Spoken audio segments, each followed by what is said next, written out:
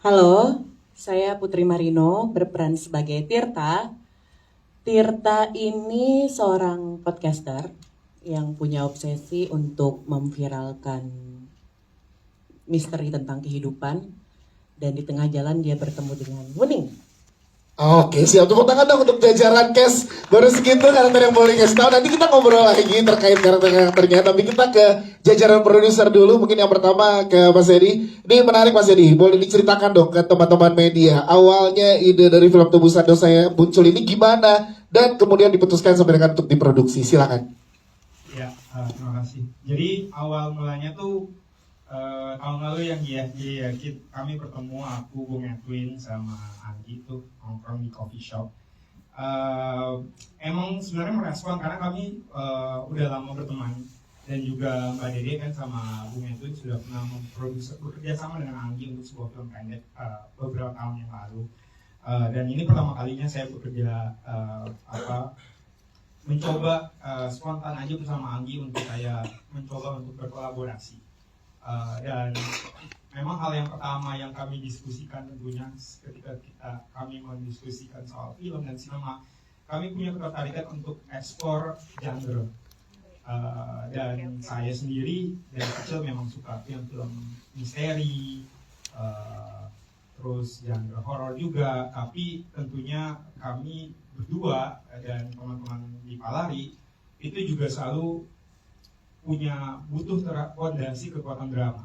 Jadi waktu itu kita juga ngobrolnya gimana ya kita ekspor, cari ide cerita misteri horor tapi dramanya kuat gitu. Jadi emang itu hal yang pertama kita bahas, dan mungkin dari situ juga yang ditanggapi baik oleh Anggi, karena aku menganggap Anggi ini punya karakter yang kuat secara visual dan punya cara bertutur yang unik. Jadi kan dari film Tebusan Dosa ini, di antara ramainya film-film horor yang ada di pasar gitu ya, mudah-mudahan film ini bisa cukup stand out karena film ini bisa menawarkan sebuah teka-teki dan misteri, tidak hanya horor, dan juga sebuah cerita yang kuat dengan fondasi drama tersebut.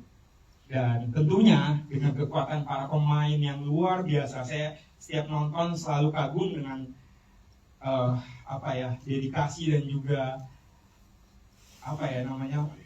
totalitas, dan menikmati performa mereka di layar kecil maupun layar lebar, khususnya Eti Salma, Putri Marino, Bisma Mulia, Ibu Laksmi, Keiko, Shogen, dan pemain-pemain lainnya. Itu sungguh buat saya menjadi sebuah kebanggaan untuk membuat film misteri horor dengan drama ini. Ya, si misteri horor dengan kekuatan drama. Mas, sebelum kita ke Mbak Dede, tapi terakhir ke Mas Edi dulu. Mas, di balik buatan film Tebusan Dosa ini, boleh dijelaskan ke teman-teman media juga siapa saja partner-partner yang terlibat? Karena tadi kita lihat juga di trailer ada dari Exhuma. Nah, ini menarik nih Mas, silakan. Ya. Jadi memang biasanya film Palari Films itu kami mencoba bekerja sama dengan beberapa partner ya. Ini sebuah kolaborasi. Karena bikin film tentunya tidak hanya sendiri. Di produksi kita berkolaborasi dengan banyak sekali elemen. Di balik itu juga kami berkolaborasi dengan berbagai partners, antara lain Legacy Pictures. Juga alhamdulillah kami juga berkesempatan untuk bekerja sama dengan sebuah studio, movie studio dari Korea namanya Showbox yang memproduksi film Exhuma. Lalu ada di atas ada Cinemark, ada Phoenix Films yang selalu bersama Palari Films dari film Posesif sampai sekarang. Ada Kui Entertainment, ada Volix, Invia, Sticker, dan Karmato. Ya, itu dan tepuk tangan dong untuk Mas Edi penjelasannya. Thank you Mas Edi. Kita ke Mbak Dede sebagai produser juga di film Tebusan Dosa. Menarik karena sejauh ini menyuguhkan karya-karya yang segar dan berani dari Palari Film. Dan ini gimana, boleh dijelaskan proses Palari selalu melahirkan karya-karya yang berkualitas dan dicintai oleh penontonnya serta mendapat pengakuan positif secara kritis juga. Silakan. Ya, selamat sore semuanya. Terima kasih waktunya sudah hadir di Tebusan Dosa hari ini. Kami dari Palari Films, tepatnya tahun ini kita merayakan 8 tahun 8 tahun dan pas film ke-8 juga gitu. Dan kami bersyukur masih bisa memproduksi film gitu, dan senang ya dengan perkembangan film Indonesia sekarang ini yang semakin besar, para penonton semakin antusias datang ke bioskop, dan sebagai filmmaker itu adalah nomor satu amunisi energi kita untuk terus bikin film. Dan soal genre gitu ya, mungkin kalau kita di Palari itu kita semua kan doyan makan, jadi kalau makan enak gitu ya, jadi kalau Palari itu kayak restoran, pengennya kita bisa memberikan masakan yang bervariasi.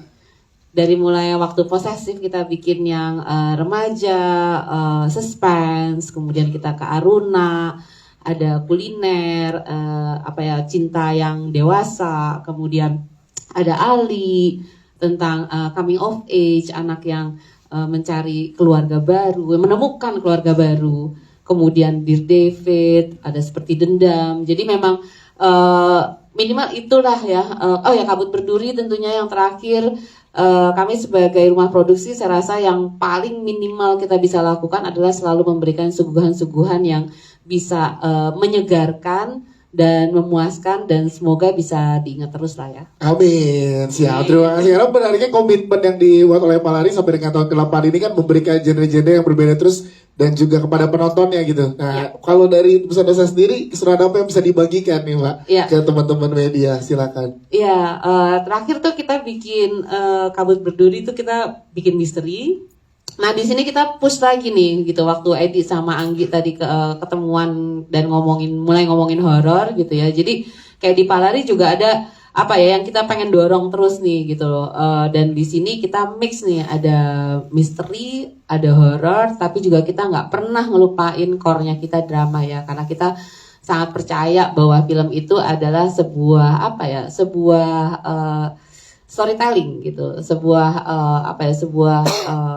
storytelling tuh ya bercerita lah ya, bercerita gitu, dan kita seneng gitu dengar cerita yang ada mix-mixnya tadi gitu. Dan di sini teka-teki itu bisa dibilang seorang ibu, seorang anak gitu loh, dan teka-teki dan horor, saya rasa itu tuh yang jadi intinya gitu dari sajian masakan dari Palari kali ini. Siap, terima kasih, tepuk tangan untuk Mbak Rere, thank you. Kita ke sutradara kita, Mas Anggi Dun. Boleh Mas Anggi, boleh ceritakan. Boleh kalau mau tepuk tangan dulu, boleh, jangan malu-malu ya buat Mas Anggi Dun deh. Karena karya-karya selalu ditunggu oleh penonton di Indonesia. Dan ini pertama kalinya Mas Anggi Dun menyutradari film misteri horor dengan kekuatan drama. Jadi apa Mas yang bisa diceritakan perbedaan paling mendasar yang membedakan dengan menyutradari film-film sebelumnya? Silakan. Saya kira film sebagai sebuah film itu saya selalu bermimpi untuk punya, sama seperti Mbak Miska tadi, selalu punya kekuatan dalam atau punya variasi ketika kita membuat film. Jadi tidak melulu itu saja, karena kalau dilihat dari sejak dulu saya bikin film apa saja, mulai dari film pendek sampai kemudian sekarang masuk ke satu genre yang sebenarnya paling populer ini sebenarnya sangat mendebarkan. Horor, misteri horor.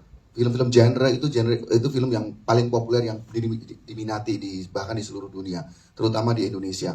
Nah, saya kira apa yang menjadi perbedaan itu lebih ke bahwa filmmaking buat saya itu sesuatu hal yang kayak alami sebenarnya, karena saya itu suka sekali bercerita.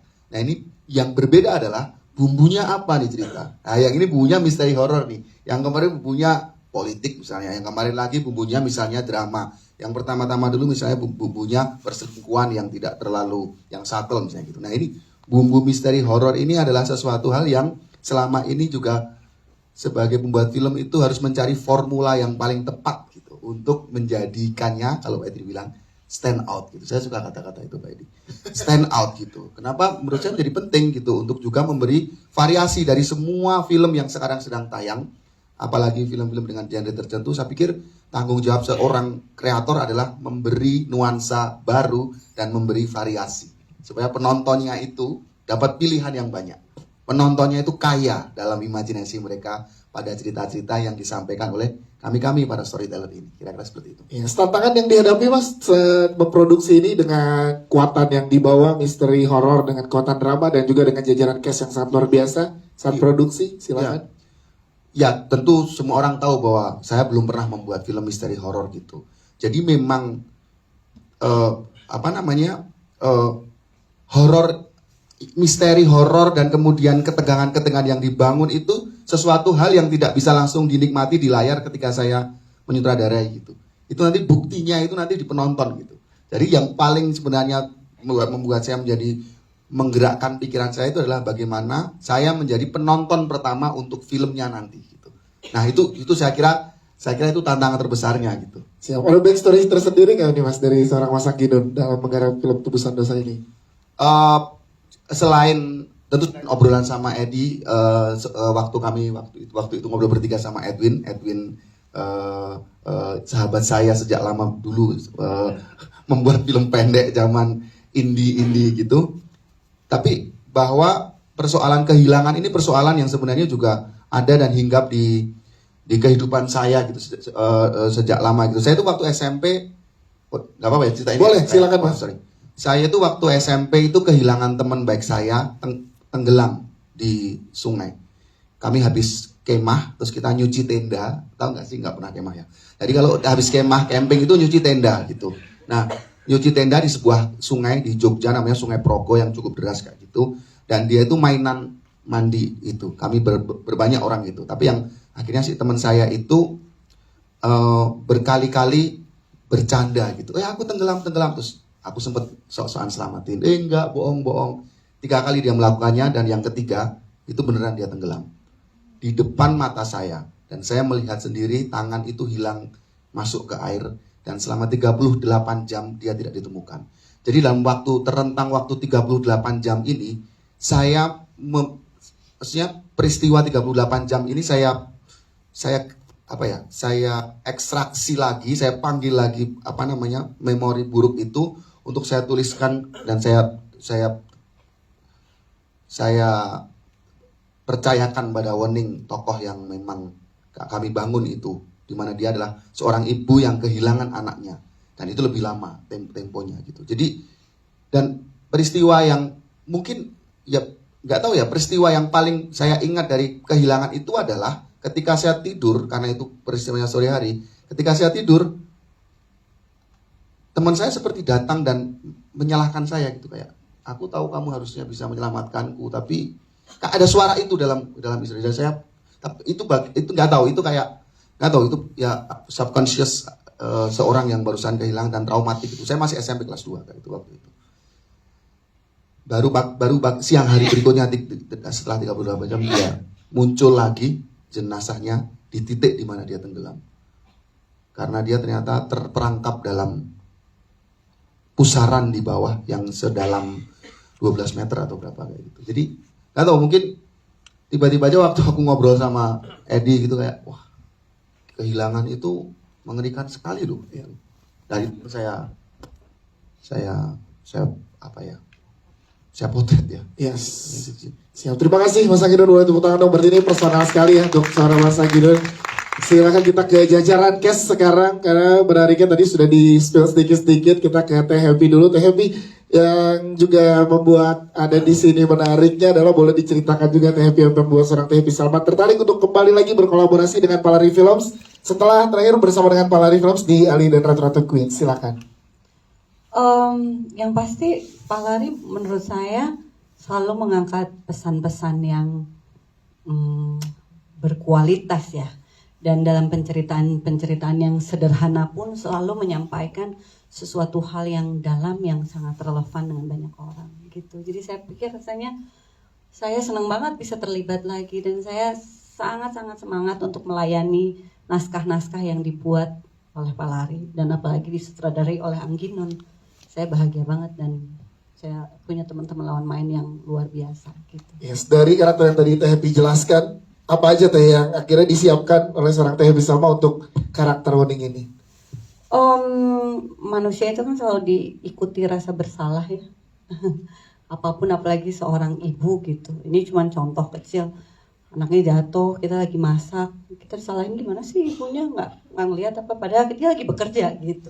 Dia sedang mengurus anaknya. Nah, jadi saya lebih melihat ke dalam diri saya seorang ibu pekerja dan saya juga punya seorang ibu yang juga pekerja keras. Jadi saya melihat bagaimana para perempuan pekerja keras itu yang selalu juga diikuti oleh rasa-rasa bersalah ketika dia tidak bisa menyempurnakan tugasnya gitu. Dan peristiwa atau hayalan-hayalan dan perasaan-perasaan itu yang saya bangun dan saya bayangkan bagaimana kalau saya di dalam posisinya Weni. Siap, terima kasih Teh Happy Salma. Baru boleh segitu nih teman-teman yang kita spill ya. Kita ke Putri Marino sekarang. Putri Marino boleh ceritakan juga ke teman-teman media ini untuk kesekian kalinya bersama dengan Palari Films. Apa pertimbangan yang paling menonjol untuk seorang Putri Marino mengambil peran Tirta di film Tebusan Dosa ini? Silakan. Oke, ini proyek ketiga aku sama Palari. Yang pertama Posesif, Kabut, terus sekarang Tebusan Dosa. Happy banget karena ini film horor pertama aku. Ya. Dan bersama Palari dan disutradarai juga sama salah satu sutradara yang dari dulu aku pengen banget ajak kerjasama, Mas Angginun. Jadi nggak ada alasan buat bilang enggak sih sebenarnya waktu ditawarkan untuk menjadi Tirta di Tebusan Dosa. Yes, terus build chemistry dengan Teh Happy tentunya yang sering Anda berdua di sini nih gimana, boleh diceritakan kalian, dan juga pengalaman sebagai podcaster juga kan menarik di sini. Silakan untuk Putri Marino. Kalau sama Teh Happy kita udah kenal lama ya Teh, cuma nggak sering ngobrol. Terus akhirnya ketemu di sini kita mulai ngobrol banyak. Waktu reading juga kita dikasih waktu yang cukup lama buat kita ngobrol. Akhirnya dari situ kita mulai ketemu nyamannya satu sama lain. Terus kita di waktu syuting di Magelang juga lama. Kita juga banyak ngobrol, kamar kita sebelahan. Jadi sering ngunjungin kamar satu sama lain. Jadi udah nyaman di situ. Akhirnya di set Teh Happy juga memberikan energi yang sangat luar biasa. Itu yang aku ingin pelajari dari Teh Happy, untuk memberikan energi yang sangat luar biasa. Di situ aku juga jadinya nyaman untuk melakukan setiap scene di film ini. Dan setiap scene kayak gimana nanti di 17 Oktober adanya ya. Iya, itu dia. Putri Marino, terima kasih. Kita geser ke Bisma Mulia. Bisma karakter Ragus yang tadi lo jelaskan, boleh diceritakan tantangannya apa dalam memerankan ini? Bisma, silakan.